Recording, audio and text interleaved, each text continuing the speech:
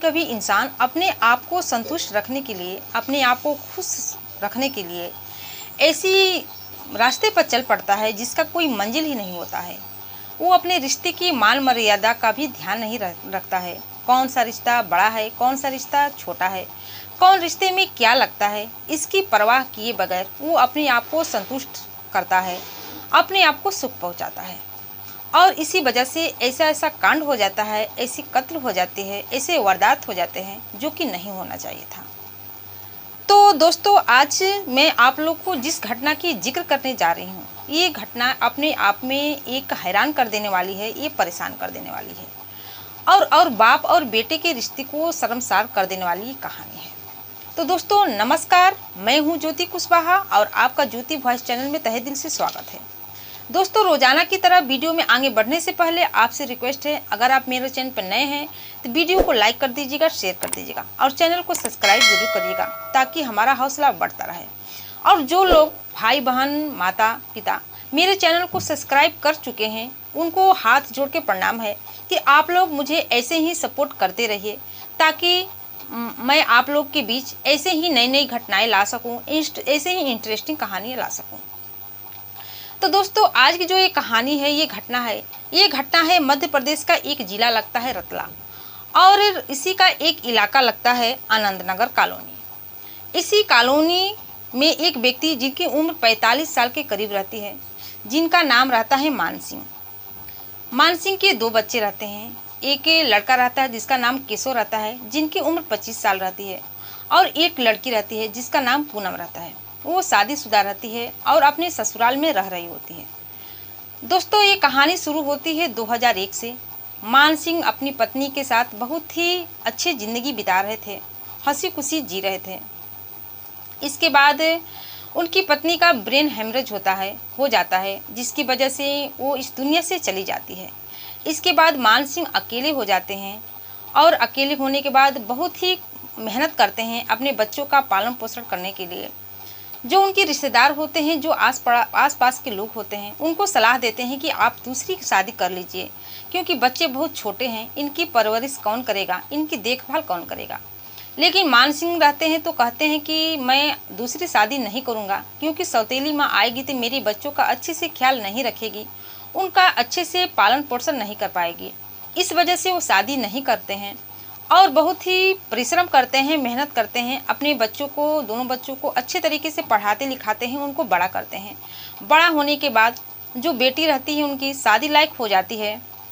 इसके बाद पूनम के एक अच्छे से रिश्ता देकर उसकी शादी कर देते हैं और शादी करने के बाद वो अपने ससुराल में चली जाती है। और बेटा जो रहते हैं रतन, वो पढ़ाई लिखाई का काम कर रहा होता है और कहीं नौकरी की तलाश में भी जुटा रहता है।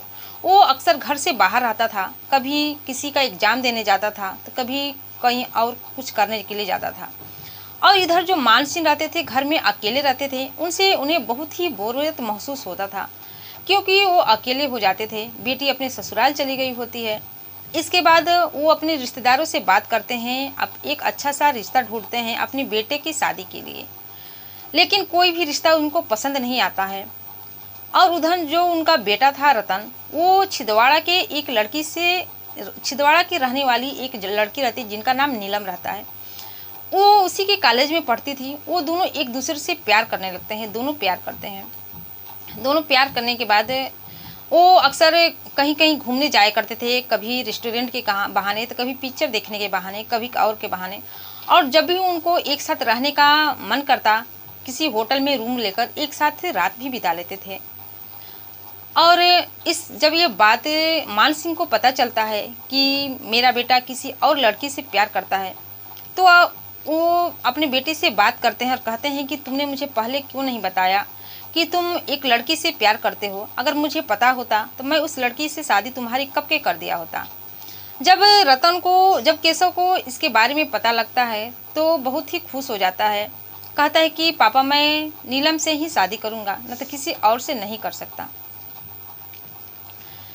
इसके बाद दोस्तों, दोनों की शादी के लिए दोनों एक दूसरे के यहाँ जाते हैं और दोनों की शादी तय हो जाती है। दोनों के घर वाले अच्छे से मान जाते हैं और केशव और नीलम की शादी बहुत ही धूमधाम से घर वालों की मर्ज़ी से होती है।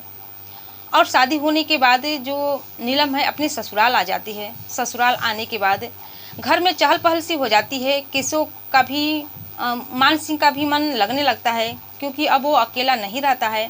घर में आ जाती है, उसकी देखभाल करने के लिए घर चलाने वाली आ जाती है। ऐसे ही कुछ दिन बीत जाता है, अच्छा खासा चल रहा होता है। तभी जो केशव रहता है उनकी एक अच्छी सी नौकरी लग जाती है और नौकरी के सिलसिले में वो बाहर चले जाते हैं। बाहर जाने के कुछ दिन बीत जाते हैं, कुछ महीने बीत जाते हैं। फिर इधर जो नीलम रहती है उनको अकेलापन महसूस होने लगता है। अभी नई नई शादी होती है, फिर वो अकेली हो जाती है। वो बहुत ही उदास सी होने लगती है, दुखी रहने लगती है और उनका ध्यान अपने ससुर की तरफ चला जाता है। वो अपने ससुर की तरफ आकर्षक हो जाती है, उनसे ज़्यादा बातचीत करने लगती है, उसे इतना घुल मिल जाती है कि उसको पता ही नहीं चलता कि कब ससुर को चाहने लगती है। और उनके ससुर भी वही काम करने लगते हैं जो कि नीलम करती है। वो भी अपनी बहू से ज़्यादा घुल मिल जाते हैं। एक दिन नीलम नहा रही होती है और उनके जो ससुर है घर में बैठे रहते हैं। फिर जब नहा लेती है तो उसके पास कपड़े ही नहीं रहते हैं, कपड़े लेने के लिए भूल जाती है। फिर मान सिंह को आवाज़ लगाती है कि मुझे कपड़े दे दीजिए। मान सिंह उसको तौलिया दे देते हैं और तौलिया पकड़ाने के बाद फिर वो सामने बैठ जाते हैं। जब नीलम नहा के बाथरूम से बाहर निकलती है तो देखती है कि उनके जो ससुर मान सिंह है नीलम को बहुत ही बुरी निगाहों से देख रहे होते हैं। नीलम भी अपनी ससुर को देखने लगती है और मुस्कुराकर चल देती है। दोस्तों, ये दोनों ससुर और बहू का रिश्ता जो रहता है वो इसी समय से रिश्ते को कलंकित हो जाता है। इस रिश्ते का नया मोड़ ले लेते हैं। दोनों के दिल में मन में कुछ और ही चल रहा होता है। ससुर अपनी बहू को चाहने लगते हैं, उसके साथ संबंध बनाने की सोचने लगते हैं। वो उनके ध्यान अपनी बहू से हट ही नहीं रहा है। फिर जो नीलम है मुस्कुराकर अपने रूम में चली जाती है और वो अपने ससुर की मनसा को भाप जाती है कि वो उसके साथ क्या करने वाले हैं। इसके बाद शाम होता है। शाम होने के बाद जो नीलम रहती है मार्केट जाती है और मार्केट जाने के बाद शक्तिवर्धक गोली खरीद कर लाती है। शाम को खाना बनाती है। खाना बनाने के बाद अपने ससुर को देती है। मान कि जब खाना खा लेते हैं तो अपने कमरे में चले जाते हैं। कमरे में जाने के बाद जो नीलम रहती है दूध गर्म करती है और दूध में एक गोली डाल देती है। जो शक्तिवर्धक गोली रहती है उसको डाल देती है और डाल देने के बाद अपने ससुर के यहाँ ले जाती है दूध देने के लिए।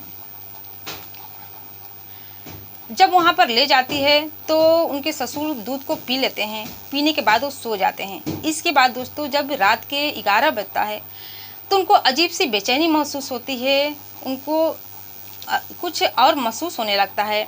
फिर वो चुपके से अपनी बहू नीलम के कमरे में आते हैं और आने के बाद उनको इतना जोश चढ़ता है कि दोनों एक साथ संबंध बनाते हैं। और 2-3 बार संबंध बनाने के बाद फिर उनको जब उनकी मान सिंह का काम पूरा हो जाता है, उनकी हवस का भूख जब मिट जाता है तो अपने कमरे में चले जाते हैं सोने के लिए। और फिर ये सिलसिला जब एक दिन चालू होता है तो ऐसे ही चलता रहता है। जब भी दोनों का मौका मिलता, जब भी नीलम का मन करता तो अपने ससुर के दूध में गोली मिला देती और उसके साथ संबंध बनाती थी। और उनके जो बेटे थे केशव, उनको पता ही नहीं चल रहा होता है कि मेरे पिता और पत्नी के बीच में क्या चलता है। वो कभी कभार घर पर आते, 2-3 दिन रहकर चले जाते थे। एक दिन अचानक जो आसपास के लोग थे उनको इस बात की पता चल जाती है, इस बात की भनक लग जाती है। लेकिन केशव को पता ही नहीं चलता है कि इन दोनों के बीच में क्या हो रहा है। फिर जो नीलम रहती है एक दिन अपने ससुर की जो दूध में 4-5 गोली मिला के दे देती है। वो उसके साथ संबंध बनाना चाहती थी। उस दिन दूध गर्म करती है और एक की जगह 2-3 गोलियां उसमें डाल देती है और डाल देने के बाद उसको पीने के लिए दे देती है। पीने के बाद जब उनकी रात में तबीयत ज़्यादा ख़राब हो जाती है और जब संबंध बना ही रहे होते हैं नीलम के साथ, तभी उनकी अचानक मृत्यु हो जाती है। मृत्यु हो जाने के बाद जब नीलम को पता चलती है तो उसको पता चल जाता है कि गोली की वजह से इनकी मौत हुई है। और रात को तो कुछ नहीं बोलती। जब सुबह ही होती है, सुबह सुबह चिल्लाने लगती है, रोने लगती है, चीखने लगती है। जब आसपास के लोग उसके चीखने की आवाज़ को सुनते हैं तो दौड़कर उसके घर आते हैं। जब घर में आते हैं तो देखते हैं मानसून अपने बेड पर पड़े हैं और उनकी मृत्यु हो चुकी है। इस बात की खबर उनके बेटे को दी जाती है, उनकी बेटी पूनम को भी दी जाती है। दोनों बच्चे आते हैं, घर पे आते हैं, तो पूनम अपने पिता की यह हालत देखकर बहुत ही बुरी तरीके से रोने लगती है। और उसको रोने के बाद उसको याद आता है कि मेरे पिताजी तो एकदम से ठीक-ठाक थे। अचानक से उनको ऐसा क्या हो गया जिनकी अचानक से उनकी मृत्यु हो गई। उस समय लाश को पोस्टमार्टम के लिए भेज दिया जाता है। इसके बाद जब उसका पोस्टमार्टम हो जाता है तो लाश को दफना दिया जाता है, जला दिया जाता है। और जो पूनम रहती है वो पुलिस को कॉल करती है और कॉल करके बताती है कि मेरे पिताजी ठीक-ठाक थे। उनको अचानक से ऐसा क्या हो गया कि जिनकी उनकी मृत्यु हो गई। ज़रूर उनके साथ कोई घटना घटी है, उनकी हत्या की गई है। जब पुलिस ये बात सुनती है तो जब उनके पोस्टमार्टम की जो रिपोर्ट आती है 3 दिन के बाद आती है, तो उसमें कुछ और ही पता चलता है। उसमें पता चलता है कि इनकी मौत शक्तिवर्धक गोली खाने से हुई है। जब यह बात पुलिस को पता चलती है तो हैरान और परेशान हो जाते हैं। वो सोचने लगते हैं, आसपास के लोग भी सोचने लगते हैं कि इनकी तो पत्नी है नहीं, आखिर ये गोली किस लिए खाते थे। फिर आस पड़ोस के लोगों से पता चलती है कि इनकी अपनी बहू के साथ नाजायज़ संबंध थे। इस बात की पता जब पुलिस को लगती है तो नीलम से पूछताछ करने लगते हैं। नीलम तो पहले कुछ बताती नहीं है, लेकिन जब वो अपने तरीके से पूछताछ करते हैं, कड़ी से पूछताछ करते हैं, नीलम सब उगल देती है। वो बताने लगती है कि मैं अपने ससुर को हमेशा दूध में एक गोली डाल के देती थी और मेरे साथ संबंध बनाते थे, मेरी हवस को पूरा करते थे, मेरे अकेलेपन को दूर करते थे। और फिर एक दिन मैं उनकी दूध में 2-3 गोली डाल दी थी, जिनकी वजह से उनकी मृत्यु हो गई। जब ये बातें पुलिस को पता चलती है तो वो नीलम को हिरासत में ले लेते हैं, उनके खिलाफ मुकदमा दर्ज होता है और वो उसको जेल में भेज दिया जाता है। और जेल में अब इस समय अब जेल में रह रही है, अपने जो काम किए थे उसके वो पछता रही है।